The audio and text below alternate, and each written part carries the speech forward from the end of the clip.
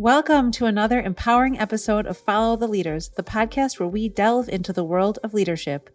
I'm Jamie Gale, your host, and today's episode is a special solo edition.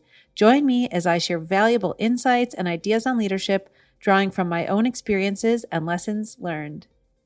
Welcome back. This episode is going to be a little bit different.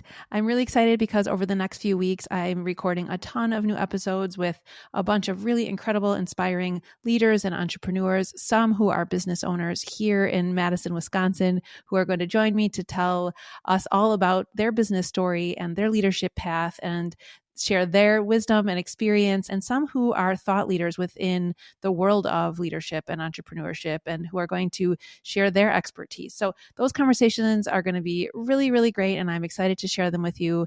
But today I'm just kind of popping on here because I was really thinking about how much this year has been a year of evolution for me. And even though the structure of my business has not changed and my programs have not really varied much from last year, it's just been a year of focus and growth and streamlining and systems and all the things that we're supposed to do to make sure that our businesses can be here 5-10 years down the road. That's what this year has been about for my business itself. But this has really been a year of growth and evolution for me personally. I've had a lot of transformation in the way that I've moved through leading my business and my programs and the way that I'm approaching things. So I'm going to just share 3 quotes that have become sort of mantras for me as I have navigated this year. They're sort of lessons that I've taken, and they're quotes that I've actually collected along the way at different points in my life that have meant different things to me over the years. But I'm going to share what they mean to me right now in September of 2024. They really mean a lot to me, and I've carried them really close as I've moved through work, and they've really impacted the way that I am doing things. So I'm going to share those with you. I'm going to offer them. They don't need a ton of explanation. I'm more just going to kind of tell you how it's impacting the way that I move through the world right now, and you can take it or leave it as you move on through your day and your leadership work.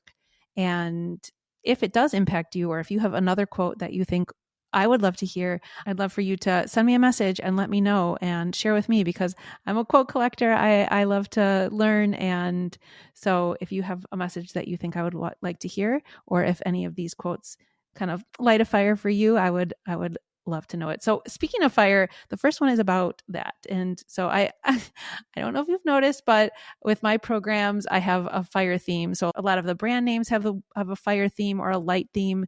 A lot of the logos have a fire light theme. So this one, when I heard it, I was kind of like, oof, that means something. And I heard it in a different moment in my life, and it applied to a completely different scene. But this is something that I've really been working on this year. And that is the quote: "You don't have to light yourself on fire to keep other people warm." You don't have to light yourself on fire to keep other people warm. As leaders, and many of us are moms or parents, and we are givers. We, especially those of us that are in heart-centered entrepreneurship, which most of our listeners are either in heart-centered leadership or heart-centered entrepreneurship, service-based, helping people, improving your community. It's so easy to go down the path of just giving of your time, giving of your energy, giving of your knowledge, giving everything, to a point where it does start to burn you out. And it does start to feel like you are giving so much of yourself. And can you do it? Yes, you can. We can. We are highly capable people. We are able to do a lot. We are able to juggle a lot. We are able to balance a lot. We are able to take on the things that people around us should be or could be doing, because we care, because we can, because we know that we will get it done. We have what can feel like endless capacity until we don't. And even if we could take on more or do more, it can start to erode what makes us us. It can start to take away from the love of the game, so to speak, the love of what we're doing. And so sometimes when someone is asking us to do something or dropping the ball and we go to pick it up, we need to ask ourselves, is this going to be to my own detriment? And you could make this even larger, right? You can look at your organization or your company. If your company takes on a project because someone has asked you to do something, if your company is asked to take something on or try something new or start something new, even if you think that you technically do have the capacity, it's key to ask yourself, is this something that will be the tipping point for my organization, for my team, and for myself as the leader. And so it is okay to say no to something or to let a ball drop if it's going to be to your own personal detriment. We all know which balls can't drop, right? I was just at a Boss Mama meeting, which is my professional development group for moms that own businesses this week. And we had the conversation about the metaphor about which balls can drop, or if they're, deciding if they're rubber or glass. If they're rubber, it's okay to let them drop. If it's glass, those are the ones that you keep up. But we as leaders often keep all the balls in the air. And so really asking yourself, am I lighting myself on fire to keep someone else warm, to make someone else comfortable, to make someone else happy, whether it's not having the difficult conversation, whether it's taking on too much? Is it really eating us up inside? Is it burning us up inside in order so that everybody else is comfortable? And so that can be super uncomfortable to let other people be uncomfortable. It's almost more uncomfortable for many of us, but it really can make the difference when you say, you know what, nope, I'm going to preserve my inner peace, my inner energy, my inner spirit, and trust that everybody else around you can do the same. That's a tricky one. I did try to find a source on that fire quote, but I found a bunch of anonymous sources and it was quoted in a bunch of books. So if you know of the original speaker on that, let me know and I'll add that to the show notes. The second quote that I heard, it was actually James Taylor, the musician, was on a podcast and he was quoting someone else. So I think that this potentially may have been said originally by Saul Bellow, but it sounds like this is another one that's been passed around quite a bit. And that is that it takes a lot of effort to have a long thought. It takes a lot of effort to have a long thought.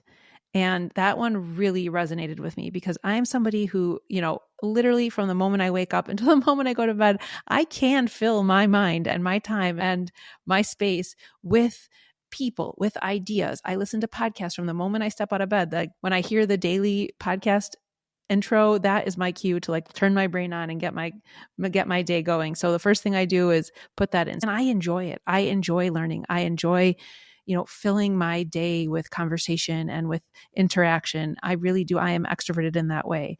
However, when I heard that quote, I thought, oh man, that is so true. And it's a slippery slope for me. I can easily realize that I have not taken any time to think or to let my brain do what it does and to let it wander. It's sort of the opposite of focusing your mind. I am always focusing my mind. That is my default state. And so it is a challenge for me to leave space to open it, to choose music on my walk instead of a podcast, to take quiet in the car instead of calling someone on my way. But that has allowed my brain to do some of its best work. This is something I've dedicated a lot of energy to this year, is creating time to have long thoughts, not just quick thoughts, not just, oh yeah, I need to do that, but really thinking through whatever it is until I get to the end of the thought. But that does take a lot of effort. It is not the easiest. We are obviously so distractible and our attention span is short. We all know that. And we as leaders and entrepreneurs take on a lot. There's always something we can be doing with our mind that's productive, but creating that space has made a huge difference for me.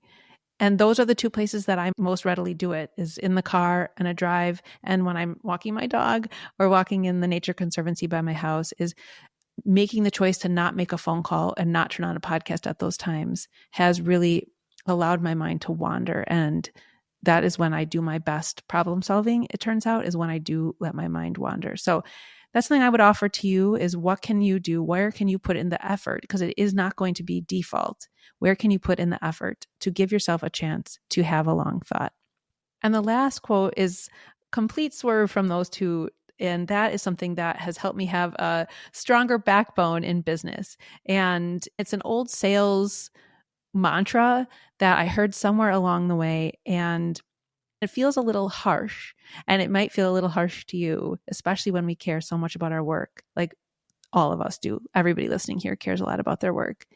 But it is something that when the sale didn't go my way, when someone didn't return my call, when I didn't get mentioned in a room that I thought I should, whatever it is. And that quote is, some will, some won't, so what, next.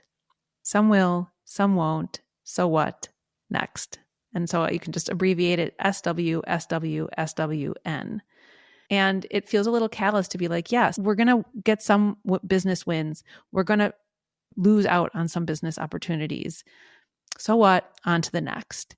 And that is so hard, especially for, most of the listenership of this podcast are female leaders and entrepreneurs. That is just so hard. We feel like we can fix it. We feel like we can do it. Or that if we don't get the win, if we don't get the sale, if we don't make the contact, we don't win the whatever, we can take it so personally.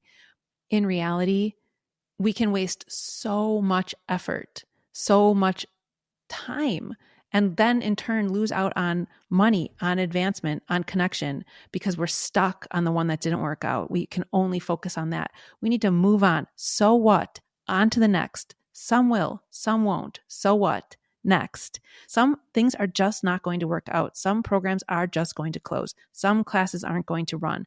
Some opportunities are not going to come our way. So what? On to the next. Do not waste one more second hemming and hawing over why something didn't work out. Of course, if there's learning to be had, if there's a tweak to be made, a change, absolutely.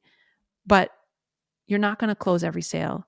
You're not going to get every opportunity. You're not going to be the right fit for everybody. And that is okay. Do not waste one extra second than you need to in order to glean the learning. Do not waste one more second than that on the things that didn't work out. So those are the 3 quotes that have been really on my heart and my mind this year and have really impacted the way that I move through my life and my business, and that I would offer to you. I would love to know if you enjoyed them. I would love to know if they make an impact for you.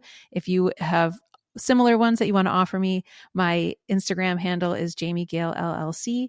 I will put that in the show notes, and you can reach out to me on the Lit Path Studios website, www.litpathstudios.com.